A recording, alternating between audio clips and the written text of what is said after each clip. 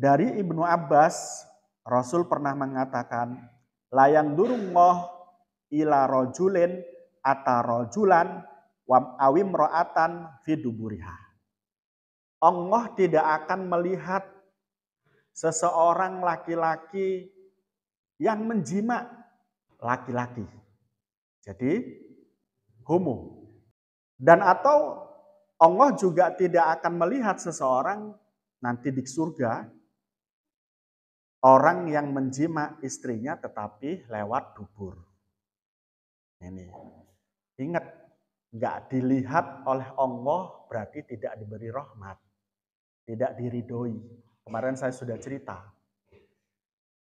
Jadi orang yang tidak dilihat oleh Allah berarti Allah marah kepadanya. Sama halnya punya guru, punya kiai kok nggak mau dilihat kita. Itu berarti beliau marah dengan kita. Kayak dulu ketika guru saya atau guru-guru kami, kiai-kiai kami kok kemudian ngajar kami, nggak melihat kami, itu takutnya masa Allah. Saya sendiri takutnya masa Allah. Beliau sedang marah dengan saya atau bagaimana. Nah kalau sudah semacam itu saya sowan. Yang pertama silaturahim, yang kedua mohon maaf. Walaupun nggak ngerti apa sih yang diminta maafin. Yang penting kita minta maaf. Nah itu beliau itu ya nggak apa-apa. Gitu aja tuh. Udah senengnya masa Allah. Nek arek saiki justru sebaliknya. Jangan sampai dilihat oleh gurunya. Ya. Ketakutan.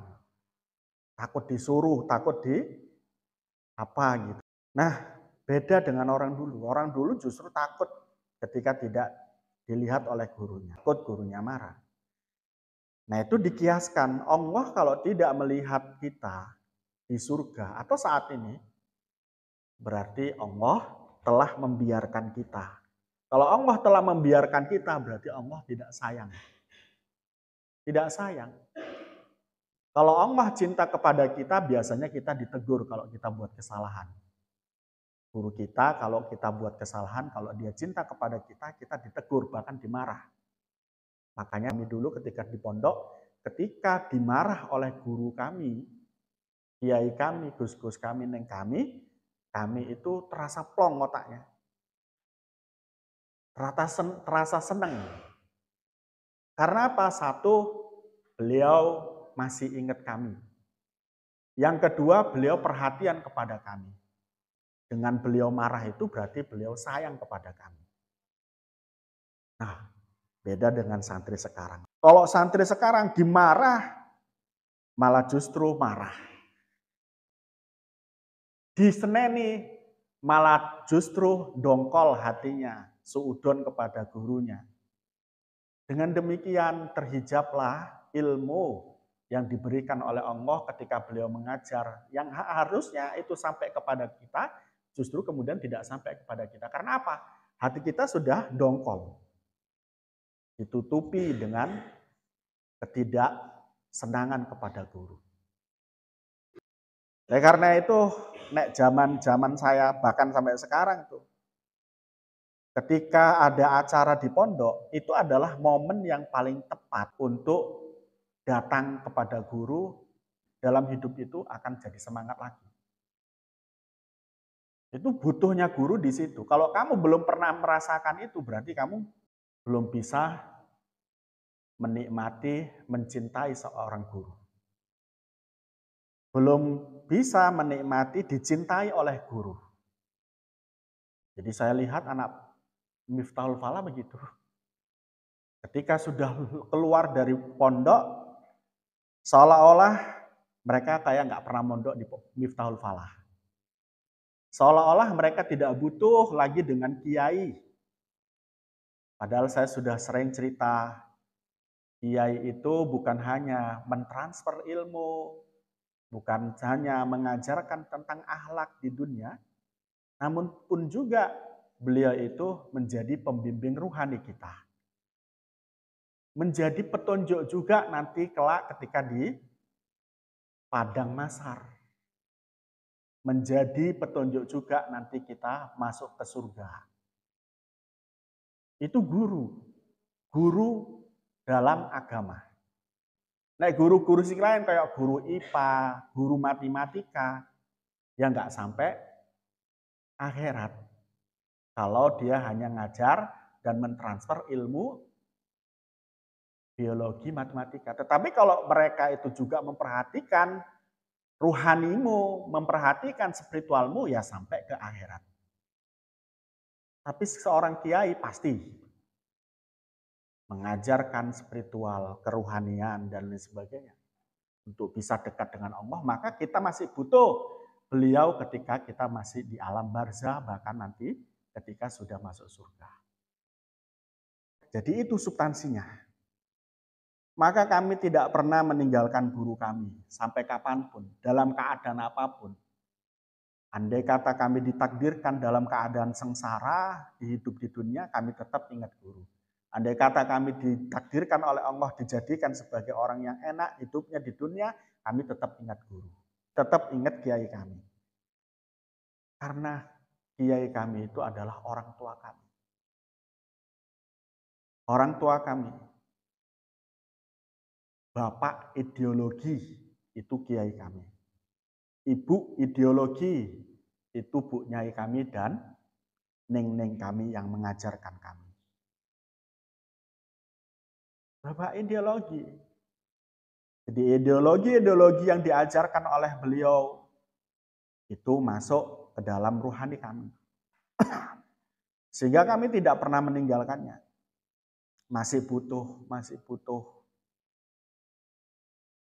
Saya sendiri kalau saya susah, saya tawasul kepada Nabi Muhammad.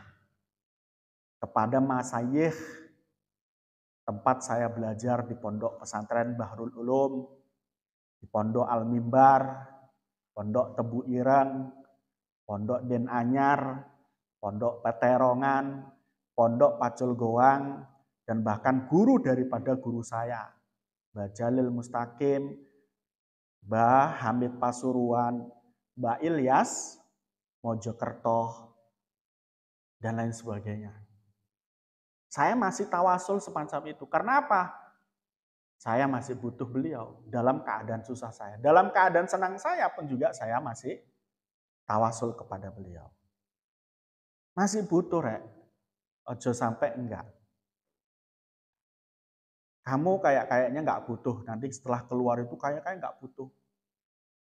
Enggak butuh dengan guru karena sudah sukses katamu.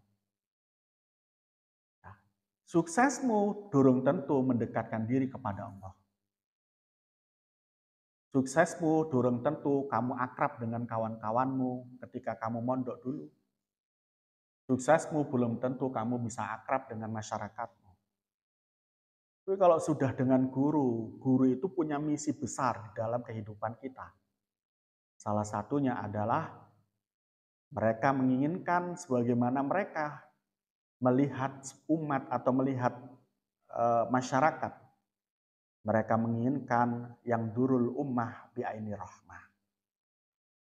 Menginginkan kita agar melihat umat seperti melihatnya kita kepada umat tersebut karena rahmat, karena kasih sayang, karena cinta kita kepada mereka. Jangan pernah tinggalkan mereka dalam keadaan ketersesatan, dalam keadaan tidak bisa dekat dengan Allah dan lain sebagainya. Itu misinya. Nah, sementara itu tadi kita hidup sendiri, individualis. Kalau kita nggak punya guru, pokok saya kaya, yang lain miskin tak masalah. Tapi kalau seandainya Anda punya guru dan selalu berhubungan dengan guru meskipun tidak secara langsung, tadi saya katakan, dengan cara membaca Al-Fatihah, tawasul, dan lain sebagainya, itu pasti ada keinginan untuk anfa'uhum linnas. Kayanya bukan hanya untuk kaya diri sendiri, tapi bagaimana orang lain juga merasakannya. Kepintarannya bukan hanya untuk pintar sendiri, tetapi juga orang lain bagaimana merasakannya. Dia punya kekayaan, melihat orang nggak bisa kuliah, nggak bisa sekolah, dia biayai orang tersebut. Dia punya ilmu, dia tidak menganggarkan bahwa ilmunya menjadi satu kemuliaan. Dia ajarkanlah ilmu itu kepada orang-orang yang membutuhkan. Dia sebarkan tanpa melihat materi. Ini kalau punya guru. Tapi kalau sudah tidak punya guru, kamu menjabat sebagai pejabat. Kamu akan merasakan kayak-kayaknya nikmat jadi pejabat, tetapi nggak manfaat bagi orang lain. Bahkan menjadi orang yang merugikan orang lain. Kalau sudah jadi pejabat. Ngapain? Korupsi. Ngapain? Kerja tidak becus. Waktunya masuk jam 7, masuknya jam 10. Pulangnya jam 4, harusnya kemudian dia pulang jam 1, jam 2, jam 3. Nah itu yang semacam-semacam ini karena tidak punya guru ruhani. Dia tidak bisa melihat bahwa tugas seorang guru, seorang kiai itu apa. Dan kemudian mengimplementasikan dirinya bagaimana, kemudian membantu gurunya. Jadi gurumu, kiaimu itu dua cita-cita untuk kamu. Nah itulah yang kemudian kita harus terjemahkan, implementasikan. Andai kata saya tidak bisa menerjemahkan keinginan kiai saya, mungkin saya juga nggak S3. Nggak S3.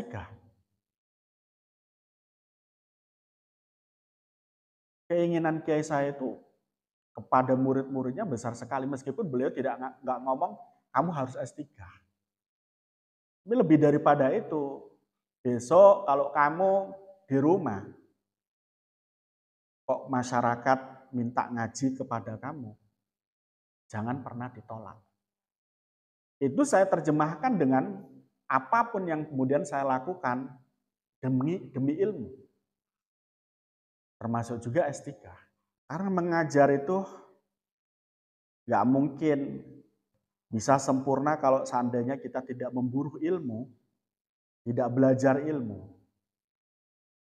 Nah, apakah kemudian harus S3? Ya tidak sebetulnya. Tetapi andai kata saya S3, tentu kiai-kiai kami itu sangat senang itu melihat murid-muridnya, santri-santrinya S3.